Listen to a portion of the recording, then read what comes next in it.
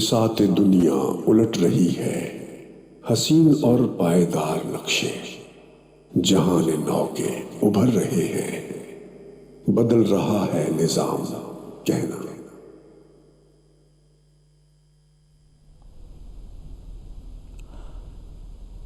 جی بسم اللہ الرحمن الرحیم، السلام علیکم ورحمۃ اللہ وبرکاتہ۔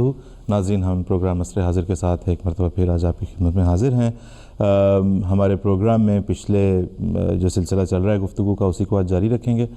پچھلے پروگرام میں ہم نے بات کی تھی پہلے سیگمنٹ میں جنریشن گیپ کے بارے میں، تو آج کا پہلا سیگمنٹ ہمارا اسی موضوع کو جاری رکھے گا۔ حسب معمول دو اور سیگمنٹس ہوں گے، ایک علم و ادب کے نام سے، ایک ضیاء خلافت کے نام سے۔ ہمارا پروگرام لائیو بھی ہے، انٹریکٹیو بھی ہے۔ آپ کے اسکرین پہ جو ہے وہ رابطے کی تفصیلات آ جاتی ہیں، وہاں سے آپ ہمارے ساتھ جس طریقے سے بھی چاہیں، ہم کوشش کرتے ہیں کہ میکسیمم چینلز اوپن کریں، میکسیمم ذرائع پرووائڈ کریں کہ ہمارے ناظرین ہم سے رابطہ کر سکیں۔ تو آپ کے اسکرین پہ جب آتی ہیں تفصیلات تو آپ ضرور ہم سے رابطہ کریں، ہم سے بات کریں۔ پروگرام میں ہم انشاءاللہ آپ کی کالز بھی لیں گے، ٹویٹس بھی لیں گے۔ تو ابھی ہم بڑھتے ہیں آج کے اپنے پہلے سیگمنٹ کی طرف، جس کا نام ہے آج کی بات۔ اور اس میں ہم بات کرتے ہوئے جو ہے وہ آج کا ٹاپک جس طرح سے ہم نے بتایا تھا کہ آج ہم جنریشن گیپ ہی سے متعلق اپنی گفتگو کو جاری رکھیں گے۔ پچھلے پروگرام میں ہم نے دیکھا دونوں طرف سے کہ جو ہماری ایک جو ایلڈر جنریشن اور ایک ینگر جنریشن، وہ کہیں نہ کہیں دونوں اس بات کو محسوس ضرور کرتے ہیں کہ ایک خلیج ہے جو بڑھتی چلی جاتی ہے، اس کو کیسے کم کیا جا سکتا ہے ریئلسٹکلی، کیونکہ فلسفے تو بہت پیش کیے جا سکتے ہیں، نظریات بہت پیش کیے جا سکتے ہیں۔ تو ہم نے مختلف امور پر بات کی، اور ہم یہ بتاتے چلیں کہ ہم جب بات کرتے ہیں تو ہم رہنمائی حاصل کرتے ہیں حضرت امیر المومنین ایدہ اللہ تعالیٰ بن نصر العزیز کے خطبات سے، آپ کے فرمودات سے، آپ کے ارشادات سے، تاکہ ہمیں پتہ ہو کہ ہم جو بات کر رہے ہیں وہ حقیقت پہ مبنی ہے اور ہم خیالی پلاؤ نہیں پکا رہے۔ آج کے سیگمنٹ میں آج اس موضوع پہ بات کرنے کے لیے ہمارے ساتھ تشریف رکھتے ہیں مکرم محترم ڈاکٹر حامد اللہ خان صاحب۔ بائی پروفیشن تو ظاہر ہے ڈاکٹر صاحب ہیں، ڈاکٹر صاحب ایک فزیشین ہیں، معالج ہیں، لیکن آج یہاں پہ انہیں دعوت دینے کی جو ریزن ہے وہ یہ ہے کہ ظاہر ہے ڈاکٹر صاحب تقریباً 1967 سے ڈاکٹر 1967 سے برطانیہ موو ہو گئے ہوئے ہیں، اس وقت سے یہاں پہ رہ رہے ہیں۔ ڈاکٹر صاحب کے سامنے جو ہے وہ ایک اپنے بچوں کی ایک جنریشن، اور پھر اب آپ کے سامنے آپ کے نواسے نواسیاں پوتے پوتیوں کی ایک جنریشن، تو 3 جنریشنز کی بات یہ کر سکیں گے۔ تو ہم نے سوچا کہ ڈاکٹر حامد اللہ صاحب کو ہم اسٹوڈیو میں دعوت دیں اور ان سے پوچھیں۔ تو لیکن اس سے پہلے کہ ہم آج اپنی گفتگو کا اس موضوع پہ آغاز کریں، ہم آپ کو بتاتے چلیں ہم آپ کے فونز کے منتظر ہیں۔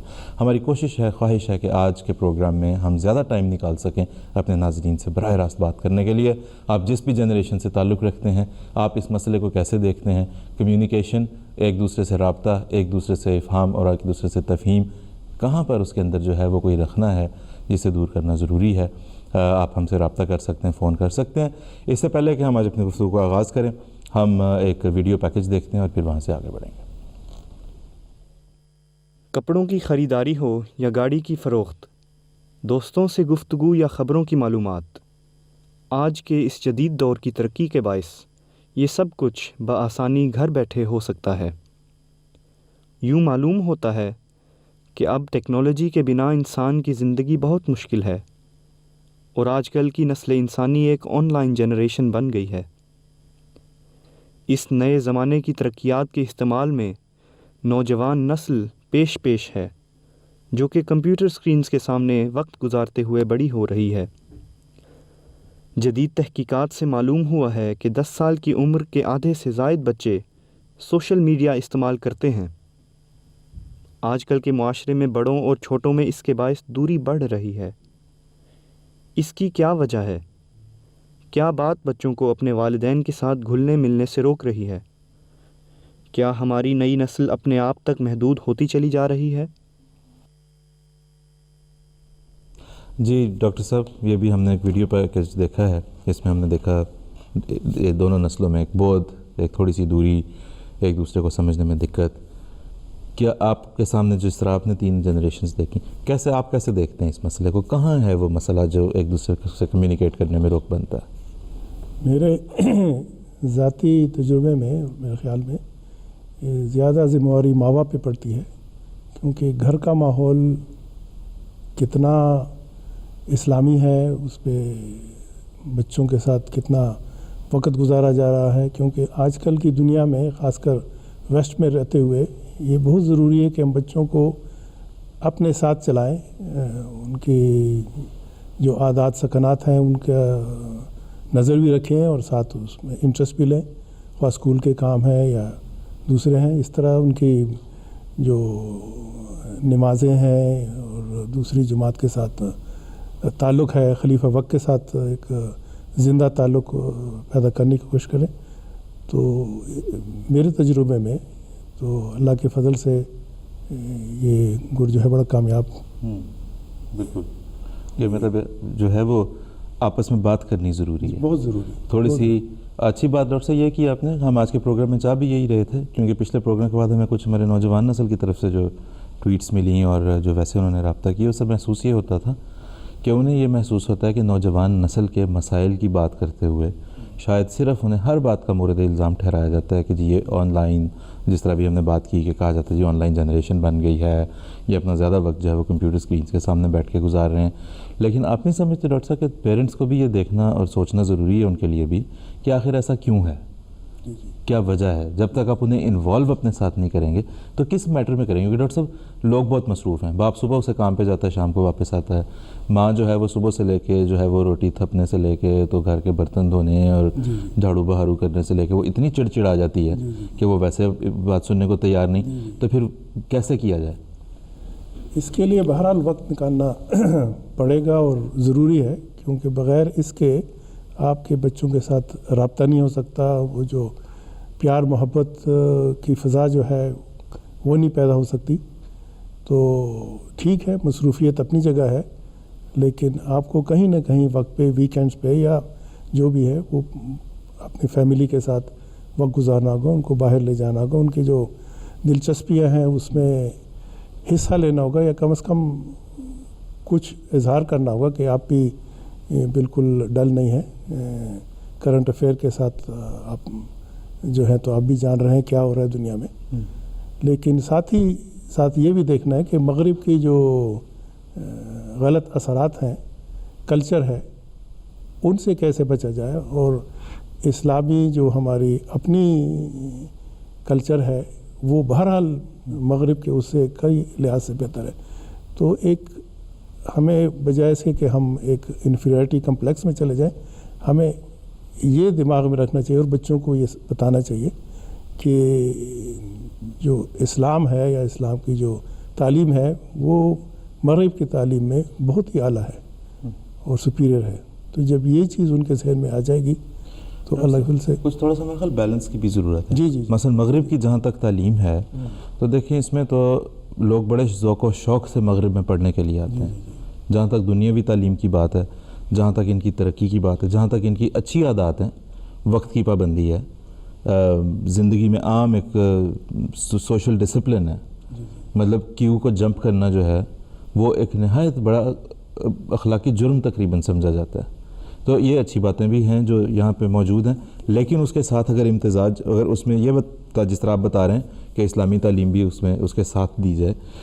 اسلام اس چیز کا بھی تو ہمیں تعلیم دیتا ہے کہ اگر کوئی اچھی چیز دیکھو تو وہ تمہاری کھوئی ہوئی میراث ہے، تو اس کو تم لے لو۔ تو اس لحاظ سے جو ان میں خوبیاں ہیں بہرحال ہمیں وہ اپنانی چاہیے۔ سچ جو ہے یہ لوگ کافی حد تک سچ کے کرتے ہیں، اور اس طرح دوسری جو اپنے چیزیں بتائی، وقت کی پابندی اور ڈسپلن جو ہے وہ بھی ان میں بہت ہے، جیسے فریڈم آف اسپیچ ہم کہتے ہیں اللہ کے فضل سے، وہ بھی ہمیں یہاں حاصل ہے۔ تو ان چیزوں کو تو بہرحال ہم نے اپریشیٹ، لیکن ان کے جو نیگیٹو ایلیمنٹس ہے اس کی طرف سے ہمیں ذرا ان کو، میں بچوں کو کہا کرتا تھا you can go that far and no more, کیونکہ ہر ایک چیز کی حد ہوتی ہے، تو اس سے زیادہ آگے نہیں بڑھنا، کیونکہ اللہ تعالیٰ کی نظر ہے تم، اس سے تم نہیں بچ سکتے۔ بالکل ایسا ہی۔ تو وہ جو ہے بہرحال ضروری ہے۔ اور دوسرا ڈاکٹر صاحب میرا خیال ہے بعض چیزیں جن کو ایک ٹبو سمجھ لیا جاتا ہے کہ اس پہ شاید آپ بات کی نہیں جا سکتی، وہ بھی میرا خیال بہت ڈیمیجنگ ہوتا ہے۔ جی آپ بھی ظاہر ہے ان مرحلوں میں سے گزرے ہوں گے، کچھ ہمیں بھی، ہمارے ناظرین کو بھی بتائیں کہ دیکھنے میں یہ آیا ہے کہ میرا خیال ہے جس طرح لڑکیاں وہ شاید زیادہ اوپن ہیں اپنی ماؤں کے ساتھ، لیکن لڑکے شاید اپنے والد صاحبان کے ساتھ بہت اوپن نہیں ہوتے when it comes to certain age, جو بڑی حساس عمر ہے جس میں سے وہ گزر رہے ہوتے ہیں، ذہن میں سوالات ابھرتے ہیں. تو فائدہ مند ہے ان کو انکریج کرنا کہ وہ سوال کریں؟ بالکل فائدہ مند ہے. میں تو گھر میں کیا کرتا تھا، گھر میں ہم اکٹھی نماز پڑھ لیا کرتے تھے باجماعت، اور پھر بچوں سے ہی ایک تو بیٹھ کے کہ آری کلاسز انہوں نے بہرحال اٹینڈ کرنی ہے، اور اس میں جو سوال اٹھتے تھے وہ جو جس قسم کے ہوتے تھے اس کی کوشش کر کے اس کے جوابات ان کو دیے جائے. اگر مجھے نہیں پتہ تھا تو میں اسٹڈی کر کے ان کو بتایا تھا کہ یہ اس کا وہ ہے. اور پھر یہ کہ بچوں کے ساتھ بیٹھ کے جو آپس میں انڈرسٹینڈنگ ہوتی ہے وہ پھر درس کراتا تھا ان سے، کوئی نہ کوئی کتاب یا رسالہ لے کے، اور بچے بڑے شوق سے اس میں حصہ لیتے تھے. بلکہ جھگڑا سا ہوتا تھا کہ آج میری باری ہے، فلانے نے کل پڑھا ہے یہ، تو یہ وہ گیٹ ٹوگیدر ہو جاتا ہے بچوں کے ساتھ، جو بہت ضروری ہے. کیونکہ بغیر اس کے پھر وہ کلچر گیپ جس کو ہم کہہ رہے ہیں وہ بہرحال بڑھتا جائے گا. بالکل، کیونکہ ماں باپ اپنے کاموں میں لگے ہوئے ہیں، بچے اپنے اس میں. بالکل. تو ڈاکٹر صاحب دوسرا کچھ تھوڑا سا ہمیں یہ بتائیں اس سے پہلے کہ ہم کچھ یہ ٹویٹس پڑھنے کی طرف جائیں یہاں پہ، کہ یہ جو ہے ایک چیز کا اعتراف کر لینا، کیونکہ بجائے اس سے کہ آپ اپنی اگلی نسل کو، اپنی نوجوان نسل کو یہی احساس دلاتے رہیں کہ تمہیں کچھ نہیں پتہ، ہم بزرگ ہیں، ہم مہان ہیں، ہم نے سب کچھ پڑھ لیا، ہم نے سب کچھ سمجھ لیا، تمہیں کچھ پتہ نہیں ہے، تم چھوٹے ہو، تم چپ کر کے بیٹھو. یہ فائدہ مند ہوتا ہے؟ ہو سکتا ہے کہ آپ کی جو نوجوان نسل ہے، آپ کی اولاد جو ہے مثلاً، کہیں اس بات کا ان کے سامنے اعتراف کر لیا جائے کہ بیٹا اس چیز کے بارے میں تمہیں زیادہ پتہ ہے، تو مجھے بتاؤ، بجائے ان کو یہ کہنے کے کہ یہ چیز بیکار ہے کیونکہ یہ مجھے نہیں آتی. چیز ہے کہ اسلامی تعلیم تو اس کے اپوزٹ ہے. اسلام تو کہتے ہیں کہ بچوں کا بھی احترام کرو اور بہرحال ان کی بھی سنو، اور پیار محبت کا جو ہے تو اس سے کافی ڈفرینسز، اور یہ جو بعض سینسٹیو ایشوز ہیں اس میں آپس میں مل بیٹھ کے ڈسکشن ہو سکتی ہے، اور بلکہ کھل کے ہونی چاہیے تاکہ ان کو اس کے جو نیگیٹو پوائنٹس ہیں ان کا بھی پتہ چلے، اور جو اسلامی تعلیم ہے اس کا بھی پتہ چلے. ڈرگز ہے دوسری تیسری چیز، we have to face it. یہ ساری چیزیں موجود ہیں، ہم اس سے بھاگ نہیں سکتے. تو بہرحال اس چیز کو ویسٹ میں رہتے ہوئے یہ چیزیں موجود ہیں، تو اس کا ہمیں خیال بھی رکھنا چاہیے، اور طریقے اور پیار سے ان کو سمجھانے. ان کو زور، سختی اور ڈنڈے سے کام نہیں چلتا. وہ میرے خیال میں اعتماد کی اگر احساس دلا دیا جائے نا، کہ ہمارے تمہارے درمیان جو سب سے بڑا رشتہ ہے وہ اعتماد کا رشتہ ہے. کیونکہ پچھلے پروگرام میں بات ہو رہی تھی، بعض والدین اپنے بچوں کے ساتھ کرتے ہیں کہ بچے نے اگر آ کے بتایا کہ ایسا ہوا ہے تو کہتے ہیں صحیح بتا رہے ہو، سچ بتا رہے ہو، پرومس کرو، وعدہ کرو، قسم کھاؤ. اس کا مطلب ہے کہ آپ خود اس کو دو کیٹیگریز بنا کے دے رہے ہیں کہ تم جھوٹ بھی بول سکتے ہو، سچ بھی بول سکتے ہو، اس وقت تم کیا کر رہے ہو. اور اس میں ظاہر ہے پیرنٹس کا اپنا نمونہ بھی ہوتا ہے. ہم نے مطلب دیکھنے میں یہ آیا ہے، اور یہ بڑی پڑھی لکھی بات، مطلب تحقیق شدہ بات ہے، کہ بچہ جو ہے وہ آپ کی جو منہ زبانی کی ہوئی بات ہے اس پہ اتنا یقین نہیں کرتا جتنا عملی نمونہ دیکھتا ہے.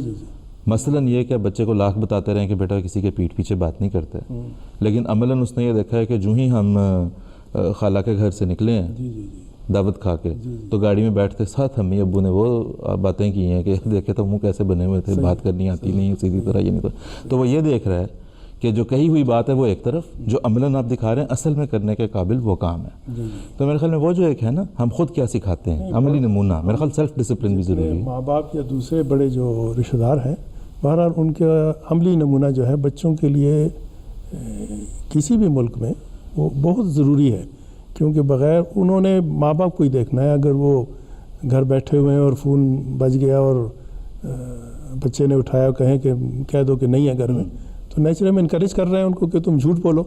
بعد میں ہم اس کو لاکھ کہیں کہ نہیں اسلامی تعلیم تو اس طرح ہے اس طرح ہے، تو اس نے عملاً تو اس کا اپوزٹ دیکھ لیا، تو پھر تو نفاق ہو گیا.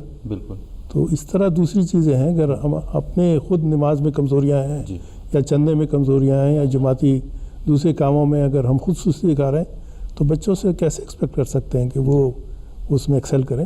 اور ان میں پھر وہ کچھ نہ کچھ کمزوری آتی جاتی ہے. اور پھر ڈاکٹر صاحب اس پہ بھی تھوڑی سی روشنی ڈالنا ہے کہ میرے خیال بچے عام طور پہ ہم یہ سمجھتے ہیں کہ ہمارے بچے جو ہیں وہ بیوقوف ہیں، اور یہ میں سمجھتا ہوں کہ بہت بڑی بیوقوفی ہے ایسا سوچنا کہ بچہ بیوقوف. بچہ تو آپ کے جسچر کو پک کرتا ہے, بچہ تو آپ کے چہرے کے ایکسپریشن کو دیکھ کے سمجھتا ہے کہ آپ کیا کہہ رہے ہیں, کیونکہ اس نے اپنی عمر کے ابتدائی سال 1.5 سال اس نے صرف جسچر کے اوپر گزارا ہوتا ہے, آپ کے چہرے کے ایکسپریشن کے اوپر گزارا ہوتا ہے.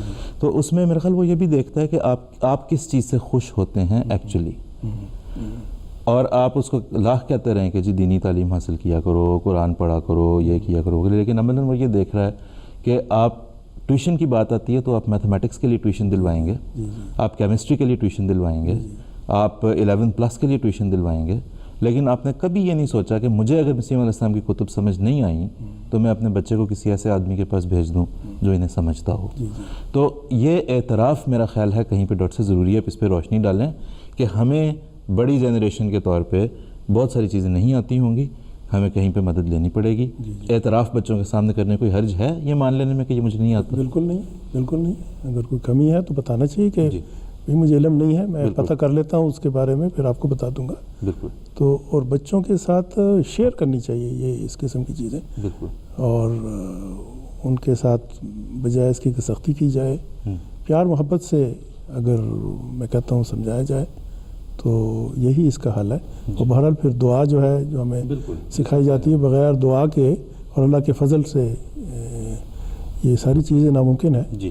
تو دعا ایک ایسی چیز ہے جیسے قرآن شریف میں بھی اللہ تعالیٰ فرماتا ہے کہ وہ ربنا حب لنا من ازواجنا ذریاتنا قرۃ اعین واجعلنا للمتقین اماما, کہ اللہ ہمیں تو متقیوں کا امام بنا دے. تو اگر ہم بچوں کی صحیح تربیت نہیں کر سکیں گے اور باقیات و صالحات جو جس کا حکم ہے اس پہ عمل نہیں کر سکیں گے تو بہرحال ایک کمزوری پھر رہ جاتی ہے.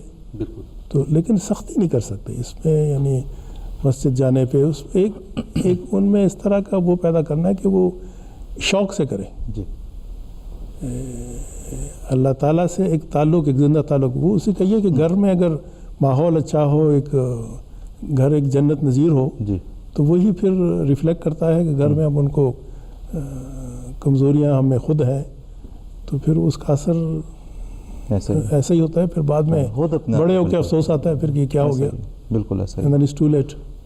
ہاں, مطلب ہم یہ جو سمجھ رہے ہوتے ہیں نا کہ کوئی ٹیبلٹ بچے کو کھلا کے اس کی تربیت کی جا سکتی ہے, کوئی انجیکشن لگا کے بچے کی تربیت کی جا سکتی ہے, پہلے اپنی تربیت ضروری ہوگی. دونوں نسلوں کے لیے ایکولی امپورٹنٹ ہے کہ ہم کریں.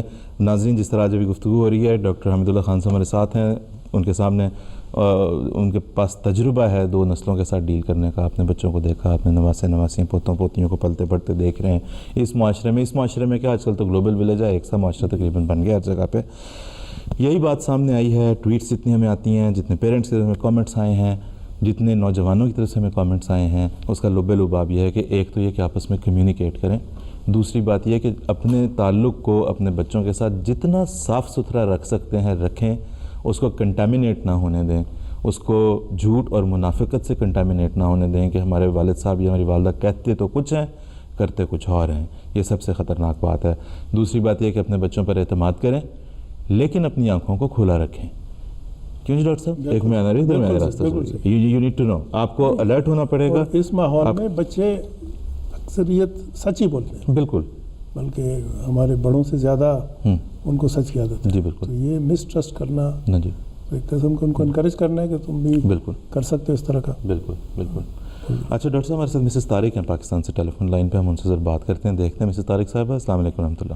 ہاں جی, السلام علیکم ورحمۃ اللہ. میں مسز طارق کوئٹہ سے بات کر رہی ہوں. جی جی. ہاں جی, میں نے یہی کنٹینیو کرنا تھا پروگرام کے حوالے سے کہ جزاک اللہ, آپ نے اتنا اچھا پروگرام شروع کیا. تو میں یہ کہنا چاہتی ہوں کہ آپ کی دعا کی اہمیت اور جتنی بھی باتیں آپ نے کی, اس کے ساتھ ساتھ اگر ماں باپ کے قول و فعل میں تضاد نہ ہو جی, اور وہ جو بات کہہ رہے ہیں عملاً کر کے دکھائیں. بالکل ایسا. بچے کو تو وہ کہیں کہ ماں کا درجہ بہت ہے, ماں کے قدموں کے نیچے جنت ہے, اور خود وہ اپنے گھروں میں اپنی ماں سے, اپنی ساس سے ایسا سلوک کر رہے ہوں, تو بچے بہت برا اثر اس چیز کا لیتے ہیں کہ جنت صرف میری ماں کے قدموں کے نیچے ہے, میں ہی فرما برداری کروں, آپ کا کوئی حق نہیں بنتا. ہاں جی, ہاں جی, ایسا ہی ہے. یہ دعائیں جو ان سی ہیں, ایک دعا میں قرب بہت ہونا چاہیے. میں سمجھتی ہوں کہ جس طرح ہم دنیاوی چیزیں خریدنے کے لیے سر دھڑ کی بازی لگا دیتے ہیں کہ گاڑی نہیں ہے تو پتہ نہیں ہم نے مر جانا ہے, ایسا ہی وہ قرب چاہیے ہمیں دعاؤں میں کہ جو دنیاوی چیزیں حاصل کرنے کے لیے تو ہم بڑی تکلیف اٹھا کے دعائیں کرتے ہیں کہ فوراً ہمیں وہ چیز مل جائے. وہ کرب نہیں نظر آتا بچوں کی تربیت کے لیے کہ اللہ پاک جو ہم انہیں کہہ رہے ہیں وہ ان کے دل پہ اثر کرے, جی ان کو ہماری بات سمجھ آ جائے. بالکل ایسا ہی ہے مسز طارق. جب تک ہم ہاں جی جب تک ہم اس کرب سے دعائیں نہیں کریں گے اور بچے کو سیٹسفائی نہیں کریں گے. بہت ضروری بات, بڑی امپورٹنٹ بات مسز طارق نے ہمیں بھی آ کے بتائی ہے. دعا کے بغیر جتنی مرضی کوشش کرتے رہیں, جتنے مرضی فلسفے گھڑتے رہیں, جتنے مرضی نظریات بناتے رہیں, وہ سب عکارت جائیں گے جب تک کہ انسان خود اس درد اور کرب کے ساتھ خدا تعالیٰ کے حضور دعا نہیں کرتا اپنی اگلی جنریشن کے لیے. ابھی ڈاکٹر صاحب نے جس طرح دعا ہمیں بتائی بھی, ربنا هب لنا من ازواجنا وذریاتنا قرۃ اعین واجعلنا للمتقین اماما, کتنی خوبصورت کتنی جامع دعا ہے, لیکن یہ دل سے نکلنی ضروری ہے. اسے روٹ ریٹ طوطے کی طرح پڑھنے سے فائدہ نہیں ہے, اسے سمجھنا, اس کو خدا تعالیٰ کے حضور درد اور کرب کے ساتھ پیش کرنا.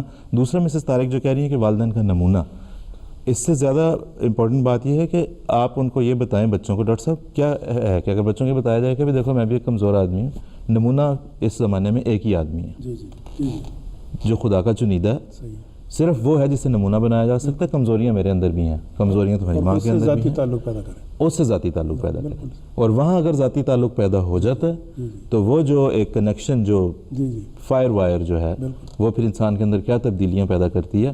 وہ دیکھنے سے تعلق رکھتی ہیں, وہ سننے سے, وہ تجربہ کرنے سے تعلق رکھتا ہے. جس طرح حضرت علیہ السلام نے فرمایا کہ خدا کا تجربہ کرنا ہے تو خدا سے تعلق پیدا کرنا ہوگا. اسی طرح سے خدا کے چنیدہ خلافت, خدا کے چنیدہ خلیفہ کا تجربہ اگر کرنا ہے, اسے ذاتی تعلق پیدا کر کے اس حدت, اس شدت, اس گرمی کو تب محسوس کیا جا سکتا ہے, ورنہ اسے محسوس نہیں کیا جا سکتا. اچھا جی, ہم نے ان سے بات کر لی. اب کچھ ہم ڈاکٹر صاحب ٹویٹس دیکھ لیتے ہیں, پھر ہمارے پاس ایک انٹرویو پلے کرنے کے لیے ہم نے ریکارڈ کی ہے گفتگو اسی سلسلے میں, وہ ہم اس کی طرف آئیں گے. ہمارے پاس اس وقت جو ہے وہ ایک مالک صاحب یہ کہتے ہیں کہ it is a cultural rather than a generational gap. اس کے بعد آگے انہوں نے جو کامنٹ کیا وہ کہتے ہیں کہ یہ اصل میں ثقافتی گیپ ہے, جنریشن کا گیپ نہیں ہے. بلکہ پھر انہوں نے خاص ملک کا نام لے کے لکھا ہے کہ اگر پیرنٹس فلاں ملک سے تعلق رکھتے ہوں تو اور بھی مشکل ہو جاتا ہے. میں یہاں پہ نہیں پڑھوں گا, لیکن یہ کہ ہاں کلچرل ضرور ہے, اس میں آپ کی بات درست ہے. والدین کو بھی چاہیے کہ کچھ تھوڑا سا ایٹ ٹرمز آئیں. یہ نہیں سوچا جا سکتا کہ جس طرح سے ہم پنڈی بٹیاں میں رہتے تھے یا لالو کھیت میں رہتے تھے تو یہاں پہ بھی اسی طرح کا ماحول ہو, یہاں پہ بھی اسی طرح صبح اٹھ کے میں دہی لینے جاؤں اور واپس آؤں اور پراٹھوں کے ساتھ اس کا ناشتہ کیے. بہت مختلف ہیں معاشرے, ہمیں دیکھنا سمجھنا پڑے گا. یہاں اور زندگی وہ توقعات بچوں سے نہیں رکھی جا سکتی جو ہم یہاں ہم نے جس طرح سے گزاری, لیکن کچھ ان کی تربیت کس طرح سے کرنی ہے. اسی لیے ہم کہتے ہیں کلچرل ڈفرینس ہے, جنریشنل ڈفرینس جو بھی ہے اس کا حل جو ہے وہ ایک ہی شخص کے پاس موجود ہے.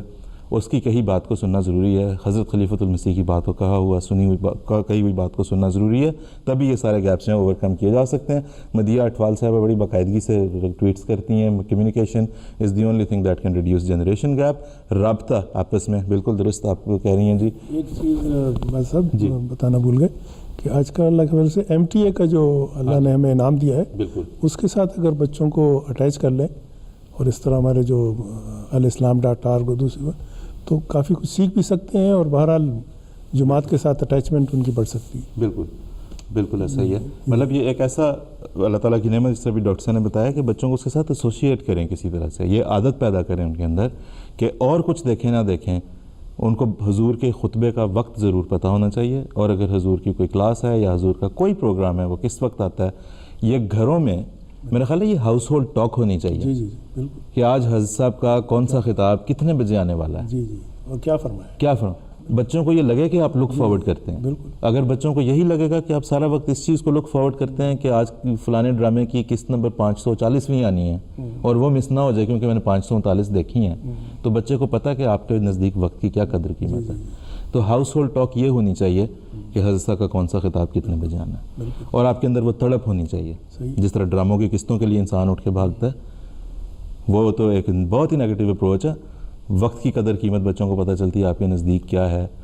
اصل چیز یہ ہونی چاہیے کہ وہ تڑپ اس چیز کے گرد ہو, آپ کی زندگی اس چیز کے گرد گھومے کہ میں نے حضرت صاحب کے خطاب کے وقت تک گھر پہنچنا یا اپنے موبائل پہ دیکھنا یا سننا. اور ٹویٹس کی طرف واپس آئیں گے. ڈاکٹر صاحب ڈاکٹر شاہد مسعود ہیں, ایک بڑا معروف نام ہے, ان کے ساتھ ہم نے بات کی اسی چیز کے بارے میں کہ جو وہ جنریشن گیپ کو اور یہ جو رابطے کی کمی پیدا ہوتی جا رہی ہے وہ اس کو کیسے دیکھتے ہیں. تو آئیں دیکھتے ہیں کہ انہوں نے ہم سے جو گفتگو کی وہ ہم نے ریکارڈ کی ہوئی ہے, ہم بھی اس کو پلے کریں گے. جی آپ نے بہت ہی اہم ایک موضوع چھیڑا ہے آج کی نشست میں, اور میرے خیال سے اس وقت 3 جنریشن کی بات ہمیں کرنی چاہیے. ایک تو وہ جنریشن ہے جو بالکل ہی ابھی جو چھوٹے ہیں, جو بچے ہیں جو اسکولوں میں جا رہے ہیں یا اسکولوں سے کالجوں کی طرف جا رہے ہیں، ایک یہ ہے کہ ان کے جو پیرنٹس ہیں وہ کہیں mid 20s یا 30s میں آپ انہیں سمجھ لیں یا 40s میں سمجھ لیں، اور ایک وہ ہے جو پھر ان کے پیرنٹس ہیں، گرینڈ پیرنٹس ہیں، وہ جنہوں نے وہ کہتے ہیں کہ اچھے وقت ہم نے دیکھے ہوئے ہیں جی، ہم نے گاؤں دیکھے ہوئے ہیں، ہم نے وہ برادریاں دیکھی ہوئی ہیں، اپنے وہ سسٹمز دیکھے ہوئے ہیں۔ اور جو سیکنڈ جنریشن، جو درمیانی جنریشن ہے، جو مڈل ایج کہہ لیں جن کو آپ، یہ وہ ہے جنہوں نے وہ دور دیکھا ہے جس میں ان کے پیرنٹس تھے اور وہ اسٹرگل کیا کرتے تھے، اور وہ کم سے کم ان کے پاس سہولیات ہوتی تھیں، کوئی کہیں جاب کرتا تھا، کوئی کہیں پڑھاتا تھا، کوئی کہیں محنت کرتا تھا، مزدوری کرتا تھا، اور انہوں نے پھر ان کے لیے مواقع پیدا کیے۔ لیکن جو تیسری جنریشن آ رہی ہے نیچے، ان کو بہت سے بچے ایسے ہیں جن کو سب کچھ مل گیا، اور وہ اسٹرگل کی وجہ سے ملا جو ان کے گرینڈ پیرنٹس نے کی تھی، ان کے پیرنٹس نے کی تھی۔ تو اس کی وجہ سے بہت زیادہ فرق میرے خیال سے موجود ہے اس وقت ان تینوں جنریشنز کے درمیان۔ اور میں بھی حالیہ دنوں میں میرا اپنا ذاتی ایکسپیرینس ہے کہ میں نے ایک والد سے سنا کہ انہوں نے اپنے بیٹے سے کہا کہ تم اس طرح نہیں کرتے، تمہیں نہیں پتا کہ میں کس طرح محنت کرتا تھا اور میرے والد مجھ سے کیا کہتے تھے اور میں نے کس طرح سے محنت کر کے اپنا مقام بنایا۔ تو بیٹے نے آگے سے جواب دیا اپنے والد کو کہ جی ابو جی، مسئلہ یہ ہے کہ آپ ان کے بیٹے تھے اور میں آپ کا بیٹا ہوں، آپ یہ بات بھول رہے ہیں۔ تو اس سے آپ اندازہ لگا لیں کہ وہ جو نیکسٹ جنریشن ہے وہ یہ کہتی ہے کہ جی آپ نے تو ٹھیک ہے، آپ نے اس لیے میرا سب کچھ کیا ہوگا کہ آپ ان کے بیٹے تھے جو کہ اسٹرگل کر رہے تھے، لیکن میں تو آپ کا بیٹا ہوں نا جس کے پاس سب کچھ ہے، تو مجھ سے کیوں ایکسپیکٹ کر رہے ہیں کہ میں اسی طرح سے بس میں سفر کروں گا اور میں اسی طرح سے محنت کروں گا، پڑھائی کروں گا، دھکے کھاؤں گا، میں تو آپ کا بیٹا ہوں۔ تو میرا خیال ہے اس کے نتیجے میں ایک بہت بڑا ویکیوم کہہ لیں آپ، یہ جنریشن گیپ کہہ لیں، یا بچوں کو سمجھانا دشوار ہو گیا ہے، بچوں کو بتانا مشکل ہو گیا ہے کہ یہ چیز اچھی ہے بری ہے۔ پہلے جنریشن جو تھی آج سے 10 سال 20 سال 25 سال پہلے، وہ بڑے خوش ہو جاتے تھے کہ جی بچوں کو نیا جوڑا دلا دیا، ان کو عید پہ لے گئے، ان کو غبارہ دلا دیا، ان کو چپل پہن نہیں دلوا دی، بچے خوش ہو جاتے تھے۔ آج کے بچوں کو مجھے نہیں پتا آپ کس طرح خوش کرتے ہیں، آپ ان کو ویڈیو گیم دلا دیں گے، آپ انہیں کوئی کیا دلائیں گے، وہ کپڑے تو کہتے ہیں پورا سال ہمارے پاس آتے رہتے ہیں، وہ کیا چیز ہوگی، آپ ان کو سنیما لے جائیں گے وہ کہیں گے یہ بھی ٹھیک ہے چلیں جی، ہر ہفتے مووی آتی ہے کوئی، آپ ان کو ہوٹل لے جائیں گے خوش کرانے کے لیے، کسی مال میں لے جائیں گے۔ تو وہ خوشیوں کا جو پیمانہ تھا ایک اس جنریشن کے بچوں کا یا اس جنریشن کا اور آج کی جنریشن کا، وہ بہت مختلف ہے بالکل، اور میرے خیال سے ایک ہیوج گیپ ہے جو ان جنریشن کے درمیان موجود ہے۔ یہ تھا جی ڈاکٹر شاہد مسعود صاحب۔ ڈاکٹر شاہد مسعود صاحب کا ہم شکریہ ادا کرتے ہیں، ریکارڈ کیا تھا تب بھی کیا تھا، ویسے بھی بڑے اچھے انہوں نے انپٹ دی ہے۔ ڈاکٹر صاحب واپس ٹویٹس کی طرف کچھ آتے ہیں، کیونکہ جو آ رہی ہیں وہ دونوں جنریشنز کی طرف سے آ رہی لگ رہی ہیں۔ مثلاً ایک آئی ہے، وہ یہ کہتے ہیں کہ مسائل تب پیدا ہوتے ہیں جب ہمارے نوجوان یہ سمجھنے لگیں کہ ہمیں اپنے بڑوں سے زیادہ پتہ ہے۔ آپ نے نام تو نہیں لکھا، لیکن میرا خیال ہے ڈاکٹر صاحب یہ مسائل تب آتے ہیں جب دونوں نسلیں یہ سمجھنے لگیں کہ ہمیں دوسرے سے زیادہ پتہ ہے۔ بلیم گیم ہم نہیں کر سکتے بالکل، کیونکہ دونوں طرف جو ہے تو کمیاں کمزوریاں ہوتی ہیں، جی تو جب کمزوریاں بڑھ جاتی ہیں تو پھر وہ گیپ بھی ایسا ایسا بڑھتا ہے۔ جی، تو بہرحال وہی گھریلو ماحول جو ہے اسی کو امپروو کرنے کی ضرورت ہے، اور اس میں اگر کمی رہ گئی تو پھر بعد میں اس کے نقصانات بہرحال بھگتنے پڑتے ہیں۔ بالکل، اس کے لیے علاج پھر دعائی ہے جی کہ اللہ تعالیٰ اپنا فضل کرے، اور بہرحال دعاؤں سے بڑا کچھ ہو سکتا ہے۔ جی بالکل، مطلب اس میں خل دونوں طرف سے اعتراف ضروری ہے اس بات کا، کہ اگر آپ یہ ایکسپیکٹ کریں نا کہ آپ کا نوجوان نسل آپ کے پاس آئے اور کہے کہ ابو ہمیں اس بات کا نہیں پتہ، ہمیں بتائیں، تو اگر آپ ان کو کسی وقت پوچھ لیں گے کہ بیٹے یہ ایپ کیسے ڈاؤن لوڈ کرتے ہیں مجھے بھی بتاؤ، تو آپ کی بزرگی میں آپ کی شان میں کوئی فرق نہیں آ جائے گا۔ وہ بھی بڑا، ان کو بھی وہی ری ایشورنس ملے گی آپ کی طرف سے جو آپ کو ملتی ہے جب وہ آپ کو آ کے پوچھتے ہیں کہ ہمیں اس لفظ کا مطلب نہیں پتہ یا ہمیں یہ نہیں پتہ۔ میرے گھر میں تو ہوتا ہی ہے۔ ہاں جی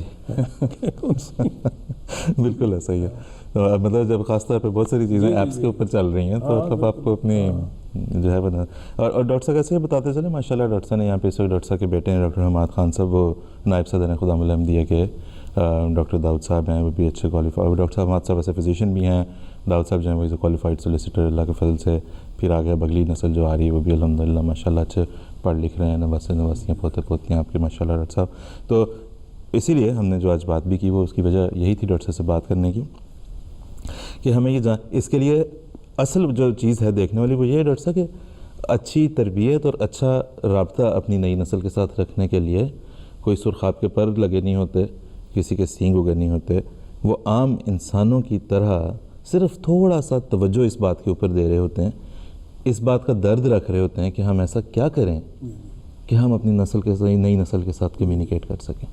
ایسا ہی ہے نا؟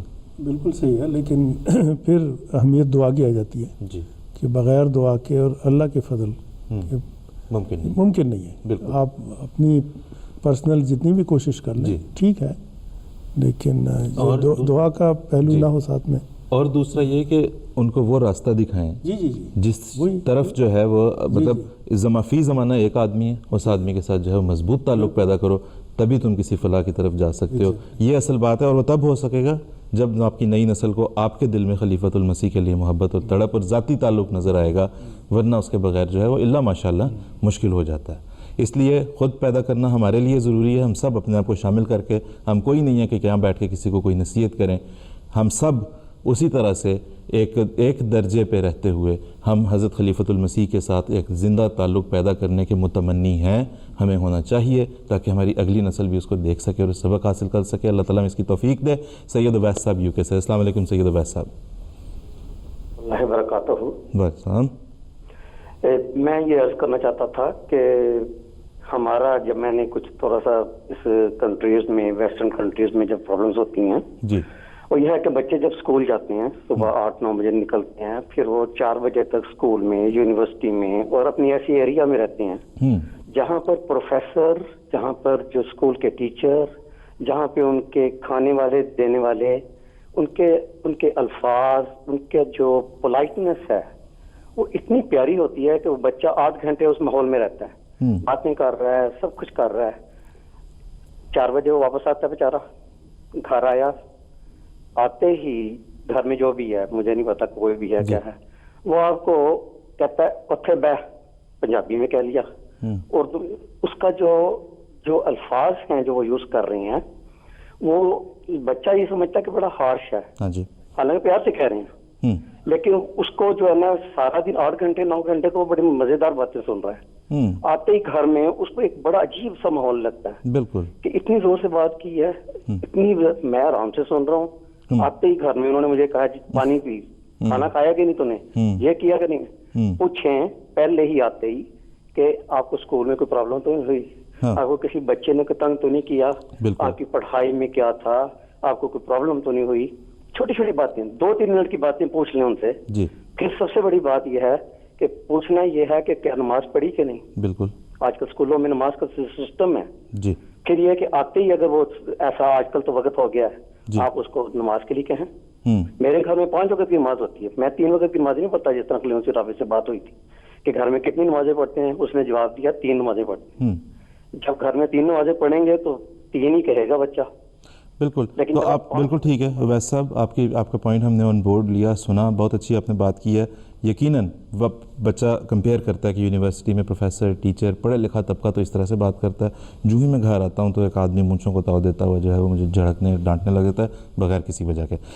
یس، یہی بات ہم کر رہے ہیں. اعتراف کرنا ضروری ہے، ایک دوسرے کو سمجھنا ضروری ہے. یہ بہت ضروری ہے کہ ہمیں پتہ ہو کہ ہماری نئی نسل کیا کر رہی ہے اور نئی نسل کو پتہ ہو کہ ہم کیا کر رہے ہیں. اس لیے ہم آج ڈاکٹر صاحب ابھی بہت سی ٹویٹس ہیں، کوشش کروں گا پروگرام کے آخر میں پڑھ دوں. ہم آپ کا شکریہ ادا کرتے ہیں کہ آپ تشریف لائے ہیں.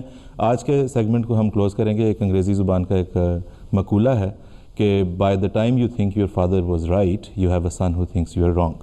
جب آپ یہ ریئلائز کرتے ہیں کہ میرا باپ ٹھیک ہی کہتا تھا، اس وقت تک آپ کا ایک بیٹا ہوتا ہے جو یہ سمجھ رہا ہوتا ہے کہ آپ غلط کہہ رہے ہیں. یہ کیوں ہے؟ یہ وہی گیپ ہے جس کے بارے میں ہم بات کریں گے. اس کو کم کرنا ضروری ہے. وہ کون سے بیریئرز ہیں جو اس گیپ کو ختم نہیں ہونے دیتے؟ انشاءاللہ تعالی ہم اپنی ان کو لے کے، مثلا زبان ہے، مثلا فیشن ہے، مثلا کلچرل ایشوز ہیں، ان سب کو لے کے انشاءاللہ تعالی ہم اگلے پروگرامز میں بات کرتے رہیں گے. اس وقت جو ہے وہ ہمارا آج کا یہ والا سیگمنٹ ختم ہوا.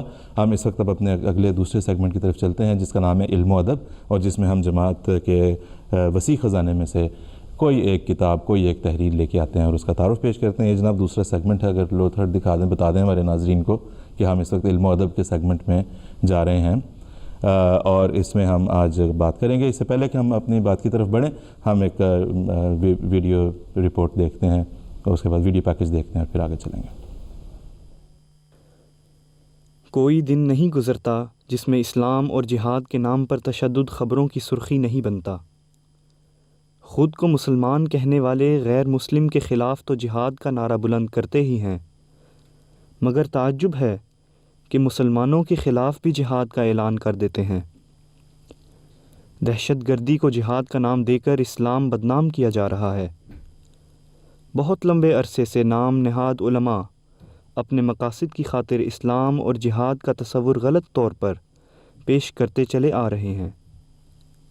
اس غلط تصور نے بہت سے مسلمانوں اور غیر مسلموں کے ذہنوں میں یہ بات ڈال دی ہے کہ اسلام نفرت اور شدت پسندی کا پرچار کرتا ہے۔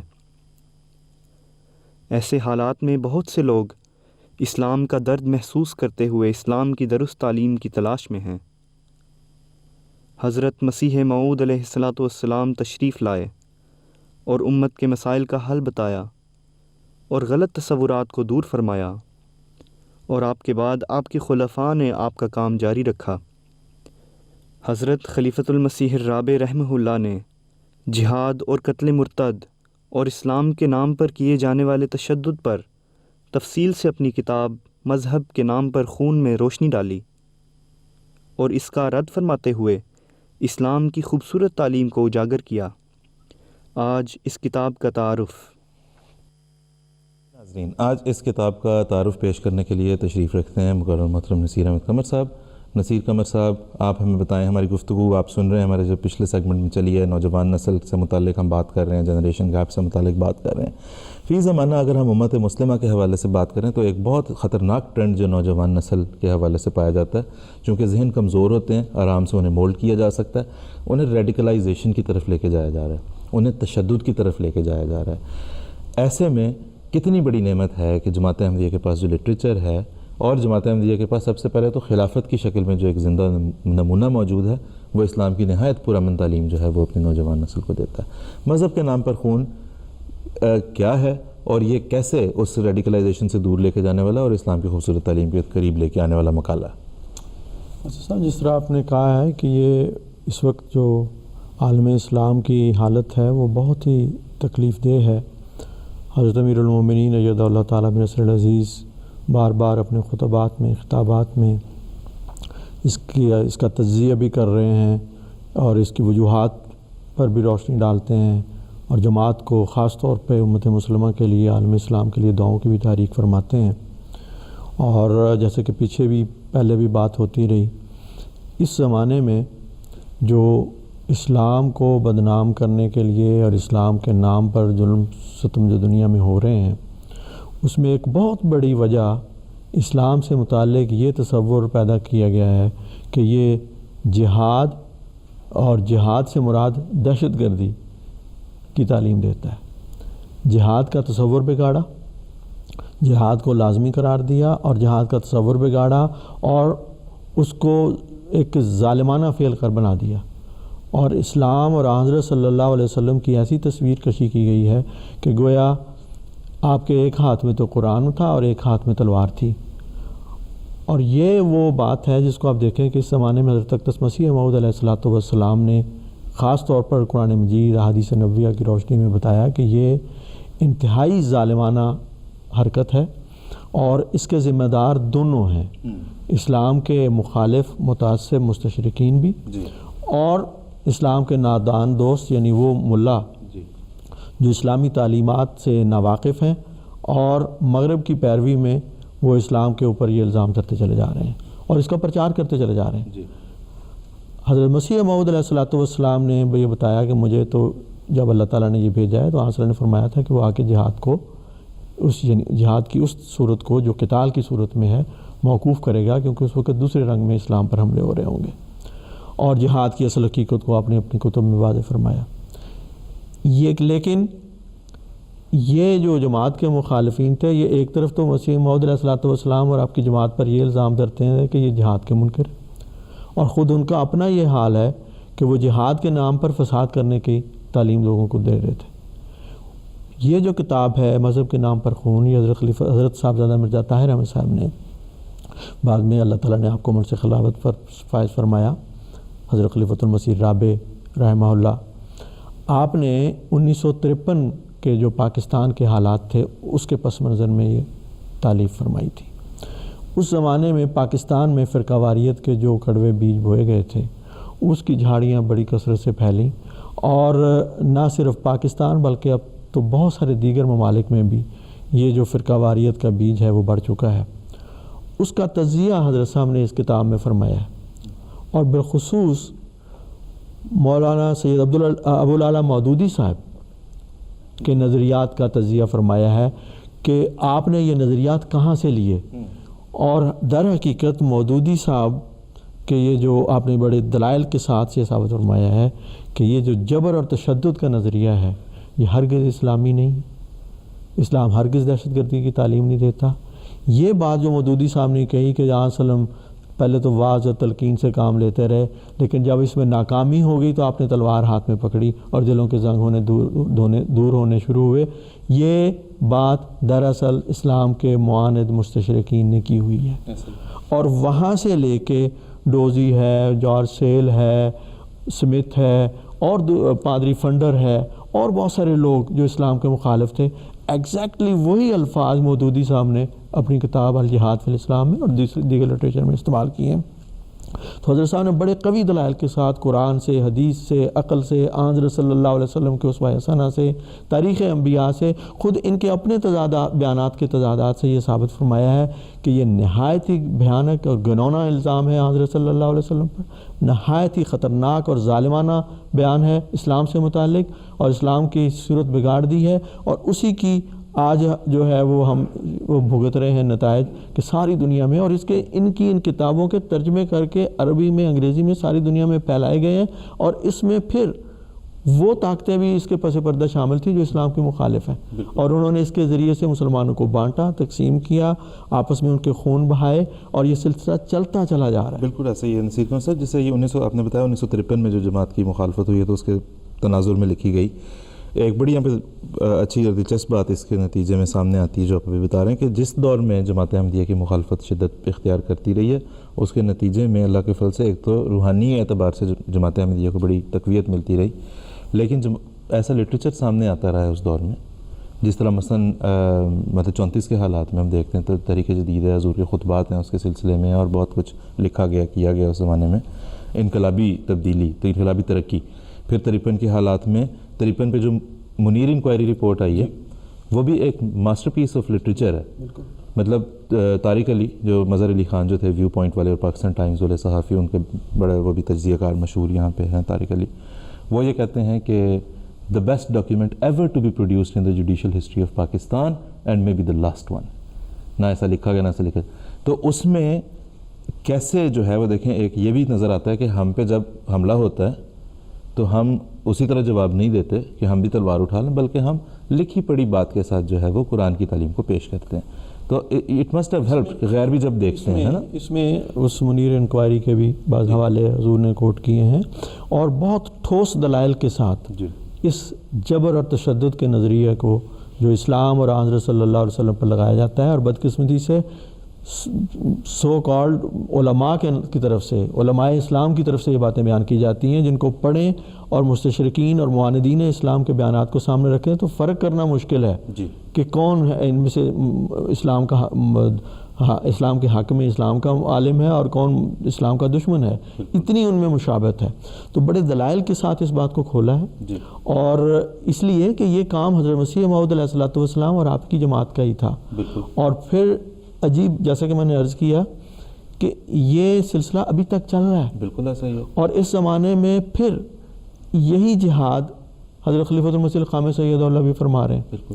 حضرت خلیفۃ المسیح رابع کے زمانے میں پھر 1989 میں دوبارہ، چونکہ اس وقت ایران کا انقلاب اور ایران عراق کی جنگ کے حالات جو تھے، اس پس منظر میں پھر اسلام کو بدنام کیا جا رہا تھا کہ اسلام دہشت گردی کی تعلیم دیتا ہے، اور اسلامک ٹیررزم کی ایک اصطلاح بھی نکالی گئی۔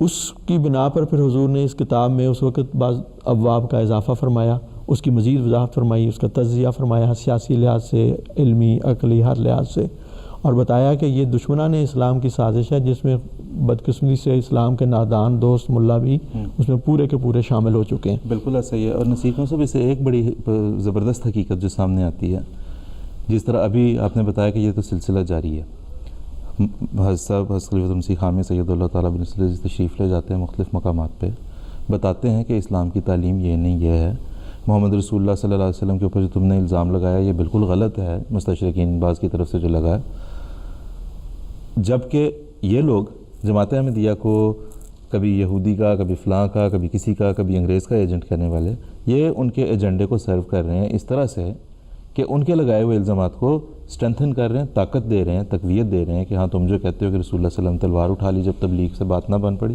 تو تم لوگ درست کہتے ہو، کیونکہ وہ خود اس کو انڈورس کر رہے ہیں۔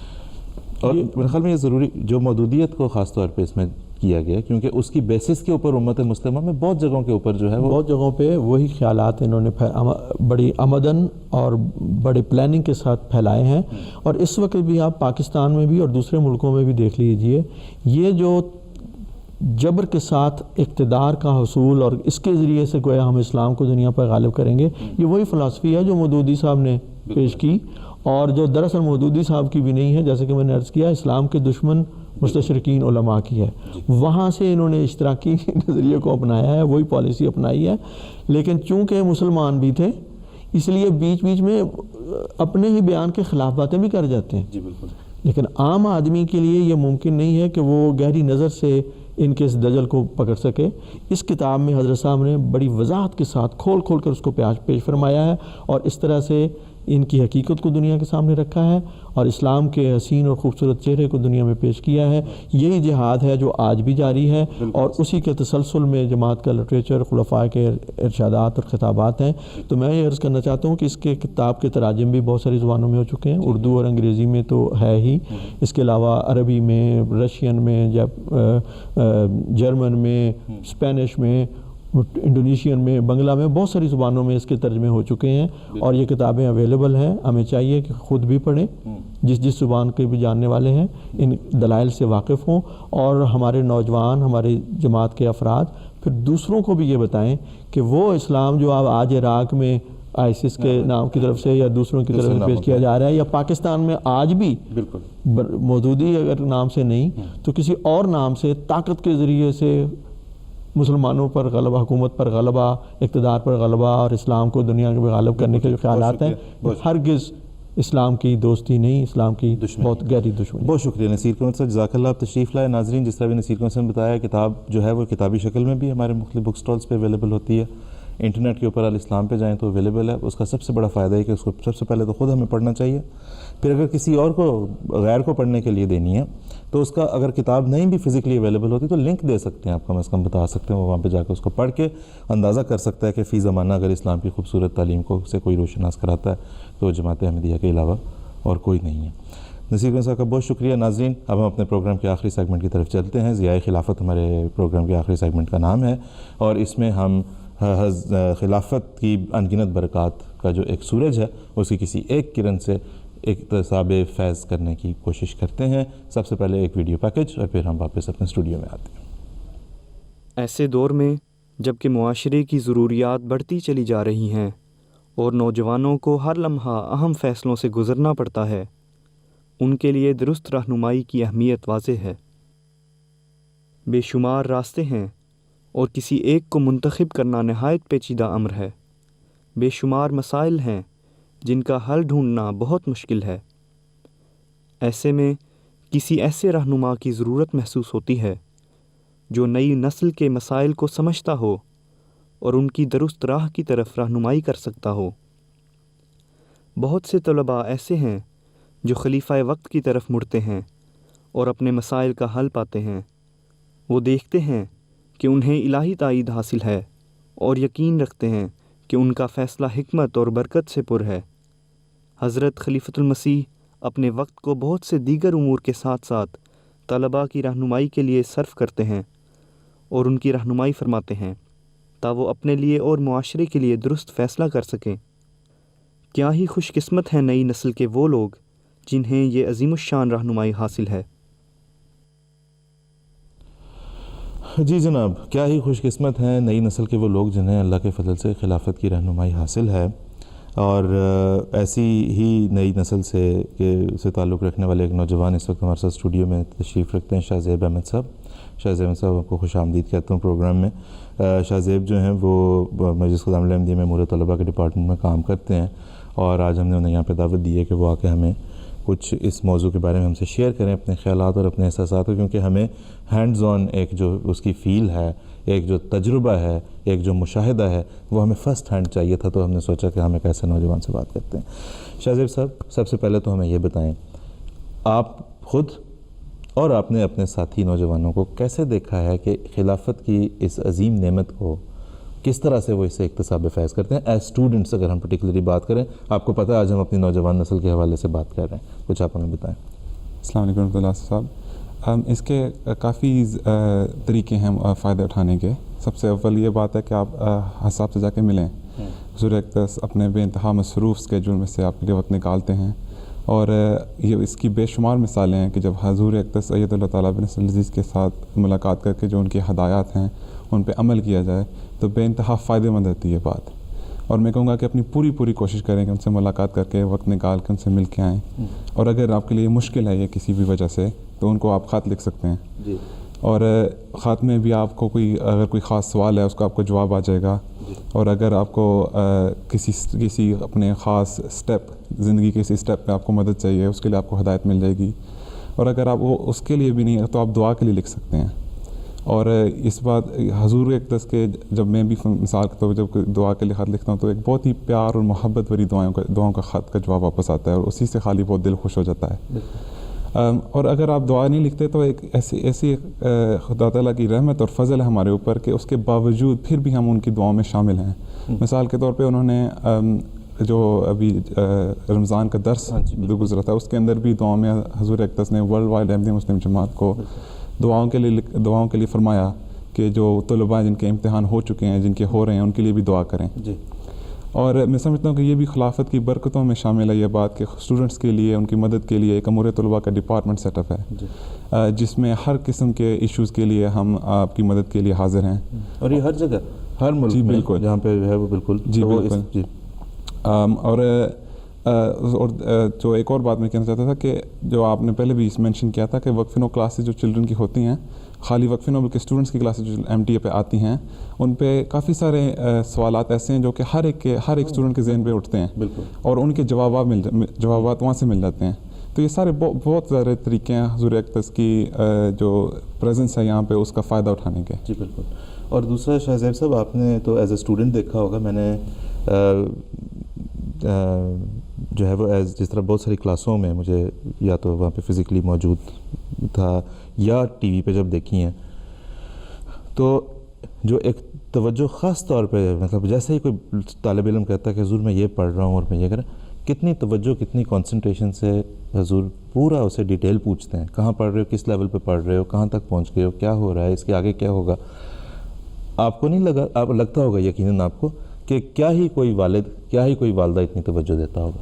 جی بالکل، میں سمجھتا ہوں کہ دنیا کا سب سے اعلیٰ ٹیچر، سب سے اعلیٰ باپ، سب سے اعلیٰ دوست جو ہے اس کی طرح حضور اقدس کی جو شفقت کی نگاہیں وہ ہم پر پڑتی ہیں، اور یہ اس بات میں کوئی شک نہیں کہ جتنی فکر ان کو ہمارے لیے ہے وہ اتنی زیادہ فکر کوئی نہیں ہمارے لیے کرتا، اور جو دعائیں وہ ہمارے لیے کرتے ہیں وہ کوئی اور نہیں کر سکتا جی۔ اس لیے جو حضور اقدس کی جو پریزنس ہے یہاں پہ، اور ویسے بھی جو عام اسٹوڈنٹس کو ورلڈ وائڈ جو جماعت اس میں بھی جی بہت ہی زیادہ فائدہ مند ہے خلافت ہمارے لیے، ایک یقیناً ایک عظیم و شان فضل ہے خدا تعالیٰ کا ہمارے اوپر کہ خلافت ہے طلباء کے لیے ہمارے جی پاس بالکل۔ ہم جو ہے وہ اس وقت اپنے ناظرین کے اس طبقے سے خاص طور پہ اگر ہم بات کریں جو تعلیم حاصل کر رہے ہیں، جو زندگی کے کیریئر کی چوائس، زندگی میں کسی بھی کیریئر کی چوائس کے سٹیج پہ اس وقت کھڑے ہیں، وہ یہ ہے کہ ہم جب نوجوان نسل کی بات کرتے ہیں اور ان چیلنجز کی بات کرتے ہیں اور ان ٹیمپٹیشنز کی بات کرتے ہیں جو کہ موجود ہیں، ہر طرف پھیلی ہوئی ہیں، جو ہمارا راستہ روکتی ہیں، جو ہمیں فیصلہ کرنے کے قابل نہیں چھوڑتی ہیں، ہمیں سمجھ نہیں آتا ہم کیا کریں، کیوں جی ایسا اتنی آپشنز ہیں آج کل خاص طور پہ کہ بندے کو سمجھ نہیں آتا۔ مطلب اگر ایک زمانہ ہوتا تھا کہ مائیں بڑے فخر سے پاکستان بتایا کرتی تھیں کہ میرا بیٹا کمپیوٹر پڑھ رہا ہے، اب آج تو یہ جب اس وقت بھی خیر ویلڈ تھا اور سادگی تھی ان کی، لیکن یہ کہ آج تو ناممکن نہیں کہنا کہ کمپیوٹر پڑھا ہوں. What in computer? جی بالکل. ہاں جی، یا میڈیسن یا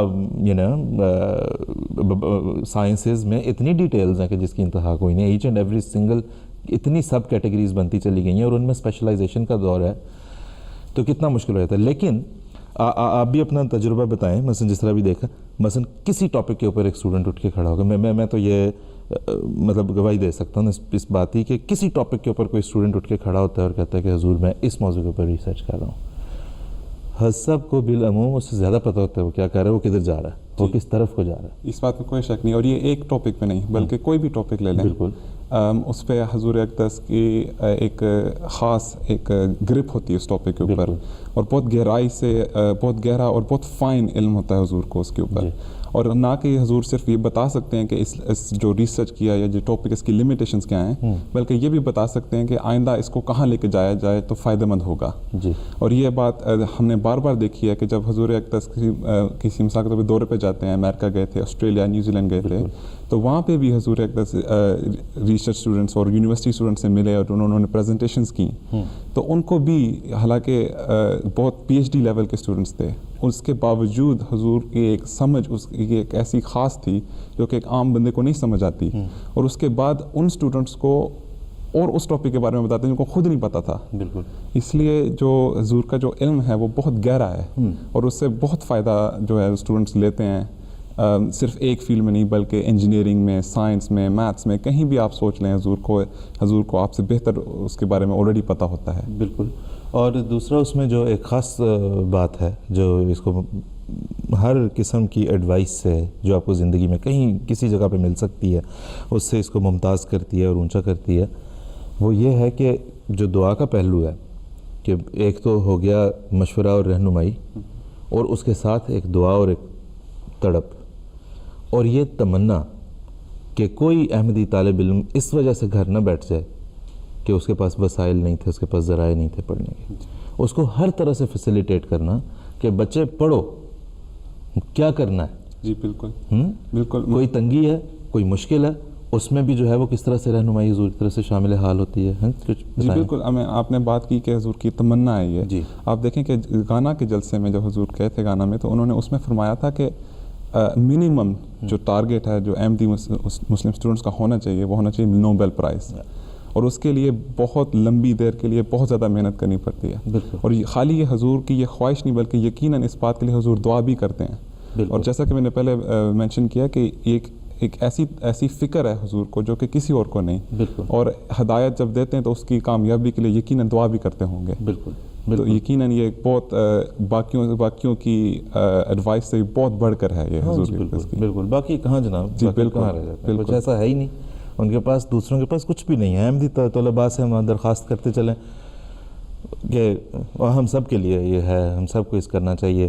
وہاں جب تک اس در پہ جا کے بیٹھ نہیں جائیں گے، اس چوکٹ پہ جا کے بیٹھ نہیں جائیں گے، اس شخص کا ہاتھ نہیں تھام لیں گے، اس شخص کے دامن کو تھام نہیں لیں گے، تو یہ بھول جائیں کہ زندگی میں کہیں پہ کوئی کامیابی حاصل ہو سکتی ہے.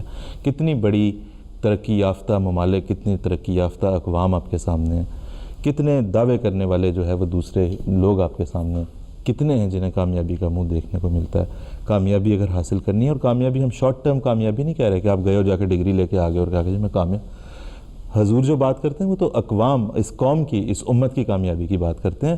ہم نے اس میں سپاہیوں کے طور پہ شامل ہونا ہے، لہٰذا اس دامن کو، اس ہاتھ کو پکڑنا ضروری ہے جو حضرت خدا کے چنیدہ خلیفۃ المسیح کا ہاتھ ہے. رابطہ رکھیں، زندہ رابطہ، زندہ تعلق قائم کریں، پھر محسوس کریں کہ وہ جو کنیکشن ہے اس میں سے کس طاقت کے ساتھ توانائی آپ کے اندر آتی ہے. خط لکھیں، فیکس کریں، ڈاک سے بھیجیں، ملاقات کے لیے جائیں. جو ایک یہ بھی ملاقات ہے کہ حضور اگر ٹی وی پہ آ رہے ہیں تو مس نہیں کرنا جو کچھ بھی آ رہا ہے. وہ ایک زندہ تعلق ہے. خلیفۃ المسیح کے ساتھ معاملہ دل کا معاملہ ہوا کرتا ہے. آپ صرف ٹیلی ویژن پہ بھی اگر غور سے دیکھتے اور سنتے اور توجہ اور محبت سے حضور کے ہر لفظ کو اپنی پلکوں سے چنتے ہیں، آپ زندہ تعلق کو محسوس کریں گے. ناظرین، شاہ صاحب بہت شکریہ، آپ ہمارے پروگرام تشریف لائے. ہم اپنے پروگرام کلوز کر رہے ہیں. اگلے پروگرام جس طرح ہم نے بات کی اسی طرح سے ہم 3 سیگمنٹس کے ساتھ حاضر ہوں گے. جنریشن گیپ ایز سچ تو شاید نہیں، لیکن اس کے اندر جو بیریئرز ہیں، آپس میں کہیں کمیونیکیشن ہے، کہیں لینگویج ہے، کہیں کچھ ہے، کہیں فیشن ہے، کہیں کلچر ہے، ان میں سے کسی ایک کو لے کے اس کے اوپر زیادہ تفصیل کے ساتھ بات کریں گے۔ چلتے چلتے جو ہے وہ ایک آدھ ٹویٹ ہم پڑھ لیتے ہیں۔ نعمان بٹ صاحب نے لکھا ہے کہ بچوں کو اپنے پیرنٹس پہ پیرنٹس کے فیصلے کے اوپر اعتماد ہونا چاہیے، بالکل ہونا چاہیے، لیکن نعمان بٹ صاحب اس پہ پھر ذمہ داری پیرنٹس پہ بھی آتی ہے کہ وہ ایسے فیصلے کریں جو بچوں کی توقع، جو بچوں کے لیے کو ثابت ہو وقت کے ساتھ کہ ہاں ہمارے لیے والدین نے ہمارے لیے بہتر فیصلہ کیا تھا۔ ایک غلط فیصلہ، دو غلط فیصلہ، تیسرے غلط فیصلے پہ بچہ بھی سوچتا ہے کہ یہ ہو کیا رہا ہے، اس لیے ذمہ داری والدین کی دوبارہ یہاں پہ بڑھ جاتی ہے۔ عاصم نے لکھا ہے، عاصم صاحب نے، کہ جنریشن گیپ جو ہے وہ ہو سکتا ہے کہ اس لیے ایگزسٹ کرتا ہو کہ والدین کے پاس وقت نہیں ہے اپنے بچوں کو دینے کے لیے۔ یہ تو ہمیشہ سے ایسے ہی رہا ہے بھائی، کھیتی باڑی کے زمانے سے شکار کھیلنے جاتے تھے والدین، جس زمانے میں جب صبح صبح والدین نکلتے ہوں گے تیر کمان لے کے کہ کوئی بکری شکری مار کے لے کے آتے ہیں کھائیں گے، اس زمانے میں بھی وقت تو ان کے پاس نہیں تھا، لیکن یہ اور وقت آج کے زمانے میں بھی نہیں ہے۔ ضرورت اس بات کی ہے کہ جتنا وقت ملے وہ کوالٹی ٹائم ہو۔ آپ گرمپی بن کے گھر میں نہ بیٹھے رہیں کہ بچے نے کوئی بات کی تو اس کو جھڑک کے پاس سے بھگا دیا کہ ابھی میں تھکا ہوا ہوں، دوڑ جاؤ یہاں سے، مجھے شکل نہ دکھاؤ۔ جتنا وقت ملتا ہے اس کو کوالٹی ٹائم میں کنورٹ کرنا، اس کو کوالٹی ٹائم میں تبدیل کرنا، ان سے بات کرنا، ان کی بات کو سننا، ان کی بات کو سمجھنا، اصل ضرورت اس بات کی ہے۔ اگلے اتوار تک کے لیے ناظرین ہم آپ سے اجازت چاہتے ہیں۔ السلام علیکم ورحمۃ اللہ وبرکاتہ۔ بساط دنیا الٹ رہی ہے، حسین اور پائیدار نقشے جہان نو کے ابھر رہے ہیں، بدل رہا ہے نظام، کہنا